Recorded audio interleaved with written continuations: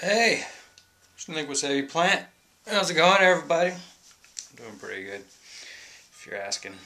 So I planted my seeds. I started my tomato seeds on January 24th. Tomatoes already started popping up just within 2 days. There's a video of that. It's a seed update. Now look at them. I mean, these suckers are huge. I mean, that's a good 3-4 inches right there.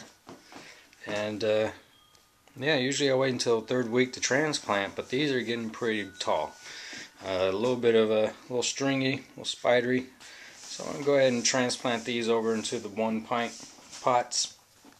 My chilies are also coming in. These have grown a lot faster than I ever seen a chili grow. This is a bell pepper. Let's see. This is the hot something. It's the free seeds. Oops, come on. There's some more chilies right there. The only thing that didn't sprout since January 24th is the Earl Grey. This one right here. I got nothing on that. My habaneros are coming in. This is a Tasmanian habanero. This one right here is the white habanero. Jalapenos. I mean, these bell peppers, everything's growing pretty fast. Caribbean habanero. Yeah.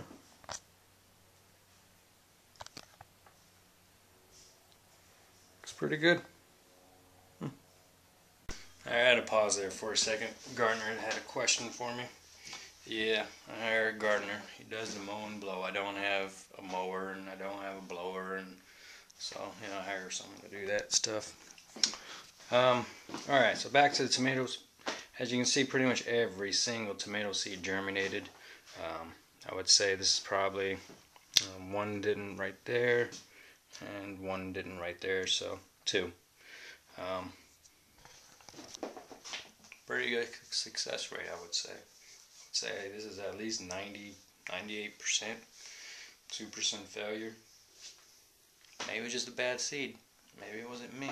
It's possible, You don't know how people treat these seeds before they arrive to your home. It could have been stored incorrectly. So I'm not going to take blame for it. Light is doing awesome. This has been running during the day. 8 hours on, 8 hours off, or 8 hours on, whatever adds up to 24. Yeah, 8 hours on, something. Alright, so let's go ahead and get these transplant. Alright, be right back. Hey everyone. This is, alright. So I moved outside. The weather it's fine, it's clear. It's a little windy, so you're gonna hear the stupid chimes going. So what I have here is, there we go. Potting soil. It's a good product. Super soil, I love it. Home Depot used to carry the compost version of this, but for some reason they discontinued it. Makes fucking no sense why you still carry this. I don't get it how they choose, what's going to be discontinued, what's good, what's bad. So all they had left was, compost builder and a bunch of Kellogg's shit that's full of crap. Non-organic, says organic, but if you read where the ammonia comes from, it's piss, it's urea. I don't like using piss on anything. Alright, so I had to settle for this Miracle-Gro Organic Choice garden soil. It's pretty good. I hate Miracle-Gro, but I don't know, it's an untrusty name in the industry. It says it's not recommended for containers. It does have pasteurized chicken shit and pasteurized cow shit. So I really hope it doesn't burn my plants. I have a feeling it might, but if it does, I'm going to be pretty peed off. I'm going to give it a shot and see what it does. So I'm going to mix these two together, just a little, all of this one, the potting soil, all of this, and maybe a quarter of that bag, just a quarter, is what I need. I'm also going to toss in the rest of this, just to try to, break down some of that, any nutrients that might harm my plants. So These are the pots I'm going to be using right here. I don't know if this is a quart. It says 1 point. Oh no, it's 1.5 pints. So I want to do 1 pint, but I don't have any pints. So I'm going to do 1.5 pints, and then I need to transplant them again in 3 weeks because they've gotten too large or too spidery, such as that over there. Then I'll go ahead and I have some larger pots that I can use. But I think those are like 3 pints. They're a lot larger. Alright, so I'm going to go ahead and get soil mixed up. Alright, so this is my handy dandy pot.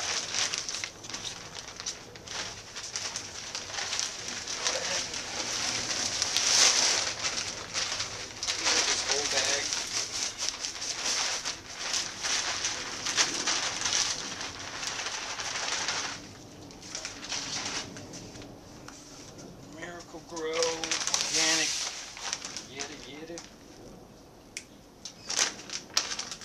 And those of you know I'm kind of going against a little something I like prefer not to do, and I don't like using animal products in my gardening. It's called vegan organic gardening. I'm not vegan. I love eating meat, but I just don't like shit in my stuff. You know? That's when all the diseases and stuff come around, you know? Salmonella and stuff you get from Mexican produce from Mexico. No offense. But pay attention to the news. You know I'm not shitting you. Alright.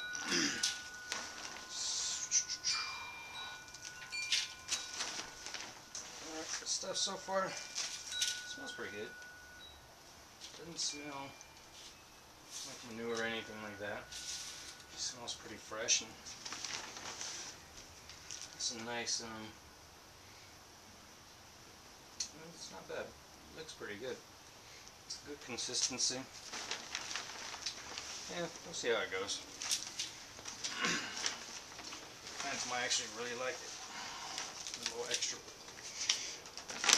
proteins. Alright. I also want to cut it down some more, so I'm going to go ahead and toss this bag of seed starting mix into it. Just kind of break it down a little bit. What you want to do is you want to run your fingers through it, stir it in, incorporate the two soils from the top and the bottom. Get a nice good mix on this. Alright, be right back. Alright, so I got the soil all mixed up right there, pretty well incorporated. And as you're stirring it, you want to look for like little twigs. Just toss them out. They're not going to harm anything, but they tend to float up to the top and obstruct the growth of the root ball when you water it. Okay. Drop by, you gotta come over here. Alright. So, how are we going to do this? Well, first I'm going to take one of these pots here. 6 of them, actually. 6. There's 6. There's 6. Got a pony pack. And remember to transfer your labeling onto these pots. I found a black Sharpie that I can use to write on these. So I'll write the name on each one. So I'm going to start with the Black Prince. Go over here, grab just a little bit of soil. Not too much. It's filled about not even halfway, a little less, maybe a third of the way.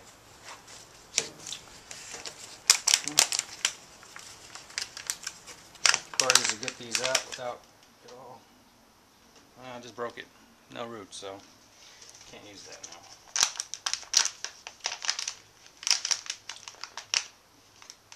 It's a bit tricky to get these out. There we go. Not a good pull, but I'll get the hang of it after a couple more. Alright, go ahead and place that right there, like so.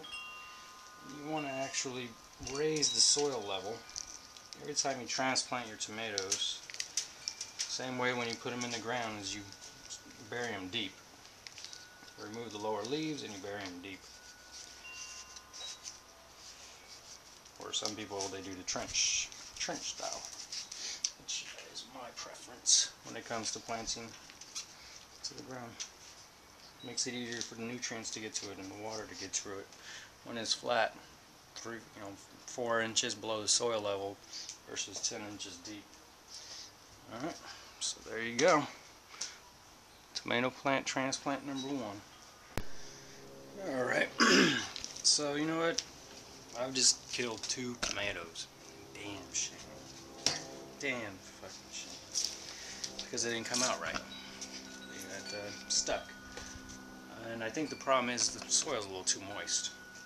It's not coming out, clumped together. It's just kind of crumbly and falling apart, making it difficult to actually get them out of the little pony packs.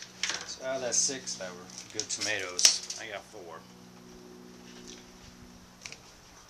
Alright, so I'm going to give these a day and let them just dry out some more. So let's start over again tomorrow. Not a setback. It's alright. At least I noticed it. Hey everyone. Hang on. Clear my throat. Alright, so this is day 2. Remember yesterday I tried to transplant them, but the soil just kept on breaking apart. So these are nice and dried out now. Even some of them are overly dried out. Like these ones right here is starting to get a little, they're limp, a little wilty from me letting them dry out too far. Alright, so I'm going to go ahead and give it a try again. If I can't get them out nicely the way I want them to do, I have a couple tricks. One is using this knife here. I've used it on my, when I did my winter crop. I just kind of slid around the edges and loosened the soil off the edges, and it came right out just fine. If that fails, I'm just going to go with a fork. Let's go ahead and just try to pop it out. Yep. Alright. I'm going to go ahead and grab the one that's kind of, wilty, so, oops. Dang it. Alright, you didn't see that. Grab the ones that are wilty and not pull them out. Soil, no roots on it. And get them potted in some water right away. Okay. Let's see. It looks about good right there.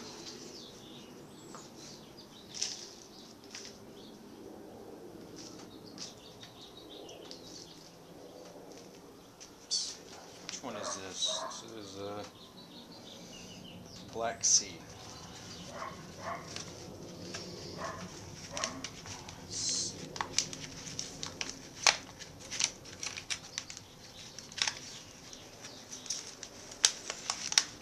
Far so good. Yeah, that's what I wanted. Just like that. That's perfect.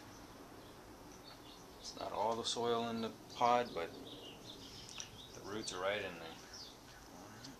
So place that in the pot. Soil. And the ones I did, I was able to get out yesterday. Kind of happy I did that, because it kind of allowed me to test out the soil to see if it will burn the plants or not, burn the roots, and they're doing pretty good. They're actually doing pretty well. So, it tells me the soil is not going to burn my plants. So I would have already seen it if it did, if it was going to do that. Alright, pack it down. There you go. This last one real quick. Oh, and remember me saying I found my black Sharpie? It disappeared again. Yeah. There's a new one too. One of Staples. Buy one. Just for this purpose. Because I couldn't find the other ones. I swear to God, I don't know where my girlfriend put stuff. She has some kind of void in the universe or black hole or something. Just puts all my stuff in this black hole and it just disappears. Along with my cooking shears. I still can't fucking find those. Alright, I'm gonna go ahead and hit these with some water right now because they're kind of wilty. And I'm gonna go ahead and finish up the rest. Alright, shouldn't take too long. This is actually going pretty fast. Thank God. Alright, so I just finished up. So we got 34 tomatoes right here. Out of total planted was 36. And yeah, I did kill a couple and a couple didn't sprout, but I actually just noticed when I was transplanting them that actually a few of them had doubles in it, so I was able to separate them. So that means I'm only off by 2 from what I originally planted. So we have black pineapples, Paul Robson's, chocolate cherry, Cherokee purple, black creme, black sea, and I think that's all of them. Yeah. I have a couple more. There's a few more I need to grow, like the little small yellow ones. It's my girlfriend's favorite, so I better sneak some of those in. And I'll probably do a Rutgers Red. I'm going to do a whole new set of those as well. I'm waiting until March, because then by March I can actually set up. I really wish I posted that video, but I have like a tray or some kind of shelving unit that fits perfectly underneath the lemon tree. Comes out way high. If I use 2 tiers, if I use 1 tier, it's pretty much low to the ground. And it did really well with germinating my winter crop seeds just right in that spot. Still have just a little bit of frost, so I don't want to bring them out just yet. So yeah, probably March, first week of March. I want to give them time to actually root. I'm gonna take them back inside, get them out of the sun. You don't want them in the sun too long. You want to slowly transition from inside to outside. So right now they're just gonna get like an hour of sun, and then I'm gonna toss them right inside the house. Where, I don't know. Gotta figure that out. I haven't done my chilies yet. These are still a little too small. I need them to actually grow. 1 set of mature leaves. Let me show you what I mean by that. Alright, so this is I showed you guys this in my previous videos. These are, what do you call them? Trinidad Scorpion chilies. So right here you see, this is the baby leaf right here. And these 2 are mature leaves, the round leaves. So I can actually go ahead and clip off these 2 baby leaves now, remove those, and it'll spur new additional growth. So once the chilies start to grow those round, mature leaves, I'll snip the baby leaves and then I'll transplant them. Or, yeah, I'll snip the baby leaves as I'm transplanting them. Alright. Can't wait to get these damn tomatoes in the ground. I'm having fun doing this. Alright, talk to you guys later. Peace.